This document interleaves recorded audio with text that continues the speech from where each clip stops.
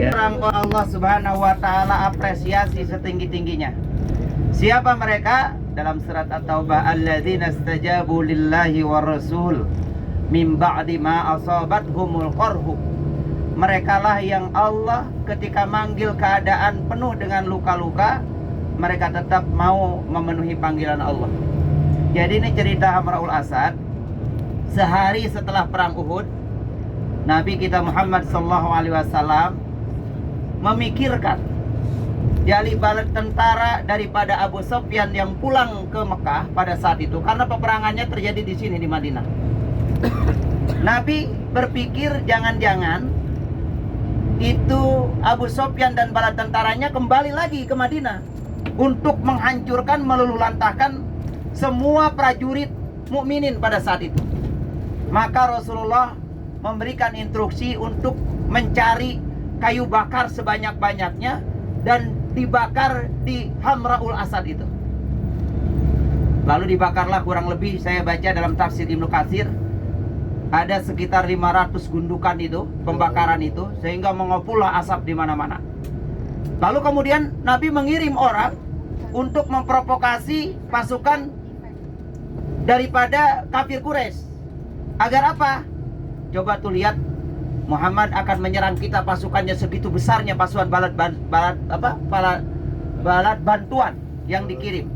Kalau kita lihat asap saja sudah mengepul seperti itu, betapa banyaknya nanti prajurit akan menyerang kita, sehingga pasukan kafir Quraisy pada saat itu kocar-kacir melihat bagaimana diprovokasi, ditakut-takutin ini.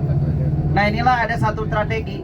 Sebenarnya para sahabat itu saya baca ada yang sudah lukanya itu paling sedikit 7 bacokan. Ya Allah. Dan sudah tidak bisa jalan. Tetapi dia pengen tetap digemblok untuk pergi ke Hamraul Asad itu.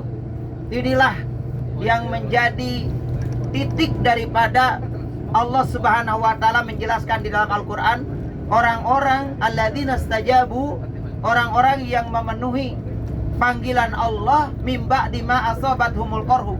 Padahal pada saat itu sudah ada luka-luka yang begitu banyak yang menimpa dari sehari sebelumnya pada peperangan Uhud. Para jemaah, ini ada kisah yang menarik sebenarnya di Hamraul Asad ini. Jadi kita melihat orang-orang yang telah menjatuhkan kecintaannya ke Allah, ke Rasul, ke agama ini. Dia sudah melupakan bagaimana sakit yang ada di badan, melupakan bagaimana lelahnya, bahkan sudah hilang rasa takutnya dari ketakutan-ketakutan dunia. Yang dia pikirkan bagaimana meraih ridho Allah, membuktikan sebagai bentuk kecintaan kepada Nabi, kepada Allah, kepada agama. Sehingga terjadilah perang Hamraul Asad. Bukan malah istirahat, bukan malah mengatakan baru kemarin saya ikut perang, kok sekarang ini aja belum sembuh, luka aja masih basah, kenapa saya dipanggil lagi untuk berperang? Emang gak ada yang lain lagi? Sahabat tidak melakukan protes seperti itu. Nah, ini mudah-mudahan kita juga sama. Setelah pulang kita dari Mekah ini, kemudian panggil lagi oleh PT Tamasya Indah untuk berjuang bersiar, ya, bagaimana memfasilitasi orang-orang untuk hadir di Tanah Suci ini. Kita tidak ngomong baru aja kemarin, ya kan, duit aja belum sampai bisa dibayar tuh, kemarin ada yang habis minjem, ya kan. Ini udah pergi lagi aja. Mudah-mudahan Allah kasih rezeki kita, ya, bisa bayar yang kita pakai, bisa pulang dengan selamat, dan bisa kembali lagi ke tanah yang indah ini, insyaallah, ya. Mudah-mudahan. Amin ya Allah. Amin ya Allah. Nah, gitu ya, sing semangat atuh. Aduh. Aitas belanja besok lalu, ayo. Ya. Ke pantai bawa jeruk. Santai-santai sambil ngantuk. Aduh. Mantap. Bagaimana rekan-rekan sekalian? Masih semangat?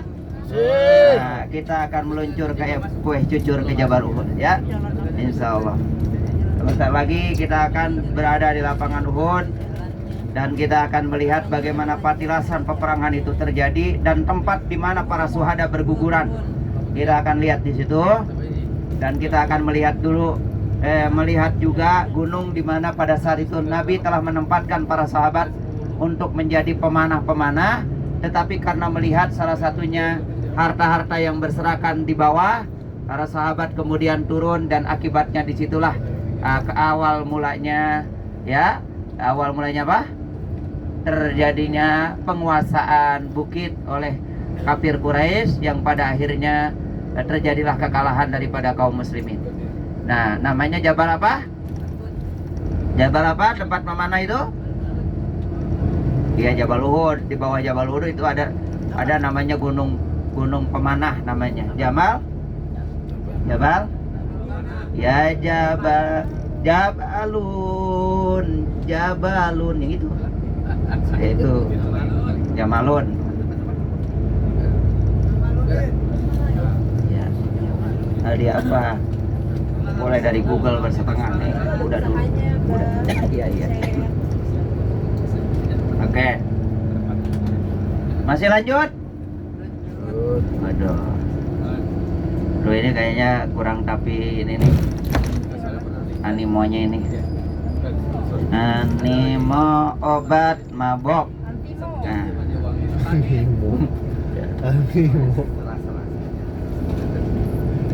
Nah, ini jadi saya juga akan mana?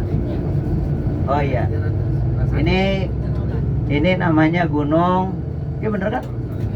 Iya bener gunungnya. Gunung. Nah. Hah? Sebentar saya.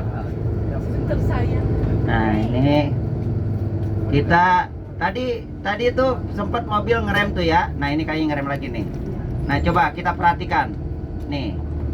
Tuh, jadi kalau soal tanggul baik di Indonesia maupun di Arab sama rasanya ya. Dan dulu. Jadi saya dapat kabar ini untuk di Indonesia aja. Ini dari saudara saya. Polisi itu katanya jangankan yang bangun, yang tidur pun jahat. Kadang kita lagi ngebut aja kalau ketemu polisi tidur kudu ngerem dulu. Kalau dipaksain kita keganggu. Jadi gitu kan. Jangankan yang bangun kan, yang tidur aja jahat, padahal bukan jahat. Yang tidur itu nggak bisa dibangunin. Nah, alhamdulillah kita sudah masuk di parkiran Jabal Uhud atau Bukit Uhud. Nah, ini para jemaah kita bisa lihat. Nah, yang disebut, nah itu orang-orang yang pada berdiri di gunung itu namanya gunung pemanah. Yang tadi tuh lagi pada naik ke situ. Boleh kalau mau nyobain naik ke gunung pemanah itu ya. Sebelah kanan ibu-ibu. Nah, ini yang terbentang ini panjang yang disebut dengan Jabal Uhud. Jadi Jabal Uhud itu bukan satu gunung aja. Ini yang pernah ditawarkan oleh Allah untuk jadi emas buat Nabi berjuang. Nabi tolak. Sebab kalau seandainya diterima ini emas gak akan ada harganya karena terlalu banyak di dunia. Nah, kalau segede gunung gini bayangin aja. Ya, nggak usah dibayangin dah, emang kagak ada. Nah, yang kedua, ya, ini juga yang menjadi informasi Nabi kalau ada orang yang meninggal. Ya, kemarin sudah saya jelaskan, lalu kita mengantarkan jenazah tersebut ke pemakaman. Kata Nabi akan diberikan kita ganjaran 1 kirot. Para sahabat bertanya, kirot itu apa ya Rasulullah? Kirot itu semisil dengan Jabal Uhud ini. Kalau kita ikut memakamkan sampai selesai, ditambahkan lagi 1 kirot. Berarti 2 gunung ini kita dikasih pahala kalau kita menyolatkan dan membawa jenazah sampai ke pemakaman. Oleh karena itu jangan ampe dah kalau ada yang meninggal kita diam baik. Ya, kita sholatin dia, dapat sekirot. Kita kuburkan dia, dapat sekirot. Nah, gitu ya. Nah, ini mobil dalam posisi sedang mundur. Sama aja kayak di kita mundurnya mah begini modelnya. Ya, nggak ada bedanya. Nah, yang bawa kacamata hitam dipakai. Ya. Kalau ada payung, alhamdulillah. Ya. Nah, tuh sebelah kanan. Nanti kita perlahan ya, kita mendekati tempat tadi napak tilas yang gugur di perang Uhud ini.